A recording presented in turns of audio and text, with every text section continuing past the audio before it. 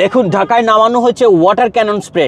এটা শীতকালে হচ্ছে দূষণ দূর করার জন্য ব্যবহার করা হয়, কিন্তু এখন গরম যে পরিমাণে গরম পড়েছে, ঢাকা সিটি কর্পোরেশন এটা নামিয়ে দিয়েছে রাস্তায় শীতল করার জন্য। রাস্তায় পানি ছিটাচ্ছে, দেখুন কিভাবে কাজ করছে এই ওয়াটার ক্যানন স্প্রে। পানি ছিটিয়ে দিচ্ছে, খুব বেশি পরিমাণে যে পানি ছিটাচ্ছে তা না, কিন্তু সকাল থেকে এই দুপুর অবধি এই গাড়িটি ঢাকার বিভিন্ন সড়কে এভাবে পানি ছিটিয়েই যাচ্ছে কেবল। কিন্তু কতটা ঠান্ডা হচ্ছে, ঢাকার মেয়র কতটা ঠান্ডা রাখতে পারছেন? সামান্য মশাই দূর করতে পারছেন না বছরের পর বছর ধরে। গাছ লাগানো নেই ঢাকা শহরের রাস্তার কোথাও, আইল্যান্ডগুলো খালি পড়ে আছে। কিভাবে ঢাকাকে শীতল করার কাজ চলছে, তবে এটা কতটা কার্যকরী? এটা আসলে শীতের সময় রাস্তায় যে ধুলা বালু দূষণ হয়, সেই দূষণ দূর করার জন্য এই গাড়িটা ব্যবহার করার কথা, কিন্তু এই গরমে কতটা শীতল করবে প্রকৃতি এই ওয়াটার ক্যানন স্প্রে। এর আগে আমরা দেখেছি ঢাকা উত্তরের মেয়র মশা মারতে আমেরিকা গেছেন, মশা মারতে নকল ঔষধ ছিটিয়ে দিয়েছেন। এমন সব ঘটনাও ঢাকা উত্তর সিটি কর্পোরেশনে ঘটেছে। এবার গরমে ওয়াটার স্প্রে করা হচ্ছে কিভাবে রাস্তায়, দেখুন এই ওয়াটার স্প্রে পানি ছিটিয়ে দিচ্ছে রাস্তার উপরে, রাস্তার চারপাশে। এই গাড়ির এই স্প্রে ক্যাননটা কিন্তু চারিদিকে প্রদক্ষিণ করছে এবং পানিটা ছিটিয়ে দিচ্ছে। 40 ডিগ্রি যখন তাপমাত্রা, তখন কতটা আসলে শীতল হয় ঢাকার প্রকৃতি, সেটাই আসলে দেখার বিষয়। কমেন্টে জানান কতটা কার্যকরী হতে পারে। পানি ছিটিয়েই যাচ্ছে এই ওয়াটার ক্যানন স্প্রে।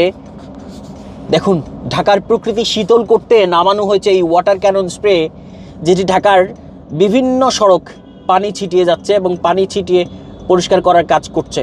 কিন্তু কতটা শীতল হবে এই ঢাকা, যে পরিমাণে গরম, যে পরিমাণে বৃক্ষহীন, রাস্তার আইল্যান্ডগুলো পর্যন্ত ফাঁকা।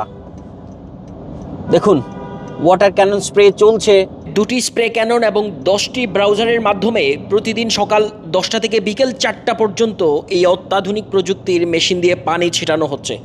প্রতিটা গাড়িতে নাকি 15,000 লিটার পানি ধরে এবং একটানা 5 ঘন্টা স্প্রে করা সম্ভব হয়। শীতকালে প্রকৃতিকে ডাস্ট ফ্রি করার জন্য, প্রকৃতির যে ডাস্ট আছে সেটা রিমুভ করার জন্য এ ধরনের ওয়াটার ক্যানন স্প্রে ব্যবহার করা হয়। সেই শীতকালের সেই ওয়াটার ক্যানন স্প্রে এখন গরমকালে শীত নামানোর জন্য, গরমকালে প্রকৃতিকে ঠান্ডা করার কাজে নেমে পড়েছে। কতটা শীতল হবে আমরা দেখেছি। ঢাকার মেয়ররা অদ্ভুত সব কাণ্ড করেন। মশা মারতে আমেরিকা চলে যান, মশা মারতে সিঙ্গাপুর বা বিদেশ থেকে নকল ঔষধ এসে ছিটিয়ে দেন, তারপর সেগুলো ধরা পড়ে। মাত্র 2টি ক্যানন স্প্রে আছে সিটি কর্পোরেশনের এবং সেগুলোই নামানো হয়েছে এবং সেগুলোই কাজ করছে সকাল থেকে বিকেল পর্যন্ত। দর্শক, ঢাকা শীতল করার এই উদ্যোগকে কে কিভাবে দেখছেন কমেন্টে জানান। সিটি কর্পোরেশনের ভাষ্য হচ্ছে যে এটা বায়ু দূষণ রোধের পাশাপাশিও প্রকৃতিকে শীতল বা ঠান্ডা রাখতে সহায়তা করবে বা ভূমিকা রাখবে। তবে ঢাকায় যে পরিমাণে বায়ু দূষণ হয়, যে পরিমাণে ধুলা ওড়ে, সেই সব জায়গায় এই ওয়াটার ক্যানন স্প্রে সময় মতো পাওয়া যায় না বা দেখা যায় না। এখন হয়তো নামানো হচ্ছে, এখন হয়তো দেখা যাচ্ছে এই গরমে, কিন্তু বহু জায়গায় কনস্ট্রাকশনের কাজ চলে এই সিটি কর্পোরেশন এরিয়ার ভেতরেই। কী পরিমাণ ধুলা দূষণ হয় সেখানে এই ওয়াটার ক্যানন স্প্রের দেখা পাওয়া যায় না এবং মানুষ সেই ধুলা দূষণে নানা রোগে আক্রান্ত হন এবং নানা ভোগান্তির শিকার হন। দর্শক, ঢাকায় এই গরমে বের হলেও আপনিও এরকম ওয়াটার ক্যানন স্প্রে দেখে ফেলতে পারেন। 15,000 লিটারের এই ট্রাকের ওয়াটার ক্যানন স্প্রে দিয়ে পুরা এই রাস্তার উপর, সড়কের উপর চারধারে ওয়াটার স্প্রে করে দেয়া হচ্ছে। এখন যে পরিমাণে উত্তপ্ত ঢাকা, সেই হিসেবে কি এই ওয়াটার স্প্রে গরম কমাতে পারবে বা মানুষকে শীতল ছোঁয়া দিতে পারবে, সেটাও আসলে একটা বড় প্রশ্ন। আর প্রকৃতি যে উষ্ণ হয়েছে তার জন্য মেয়ররা কি কম দায়ী? বছরের পর বছর যিনি মেয়র, তিনি মশাই মারতে পারেন না, কতটাই বা গাছ লাগিয়েছেন।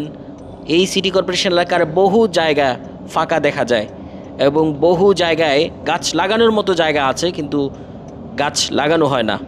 দেশে চলছে একের পর এক হিট অ্যালার্ট। আবহাওয়া অধিদপ্তর বারবার হিট অ্যালার্ট জারি করছে এবং যে পরিমাণে বিদ্যুৎ সংকটও দেখা যাচ্ছে, সর্বোচ্চ বিদ্যুৎ উৎপাদন হয়েছে দেশের ইতিহাসে। তারপরও আপনি ঢাকার বাইরে মাত্র 2 ঘন্টার দূরত্বে কোথাও যান, সেখানে গেলেও দেখবেন ঘন্টার পর ঘন্টা অন্ধকার রাতে বা দিনের বেলা ফ্যান ঘুরছে না, মানুষ বিদ্যুৎহীন অবস্থায় আছে। তবে সারা দেশ যখন গরমে পড়ছে এবং বিশেষ করে এই ঢাকা যখন 40 ডিগ্রি তাপমাত্রায় উত্তাপ চড়া, তখন দেশের উত্তর পূর্বাঞ্চলীয় এলাকা সিলেটে কিন্তু বৃষ্টি হচ্ছে। কারণ সিলেটে হচ্ছে প্রচুর গাছপালা, একই সঙ্গে সিলেটের বর্ডার এরিয়ার পরে হচ্ছে ভারতের সীমানা, সেখানেও প্রচুর বন জঙ্গল। কিন্তু এই ঢাকা শহর একেবারে গাছ শূন্য, এবং এইবার মানুষ সেটা উপলব্ধি করেছেন, এবং সেটা উপলব্ধি করা আরও আগে দরকার ছিল, এবং যে কারণে উত্তপ্ত অবস্থায় আমরা আছি।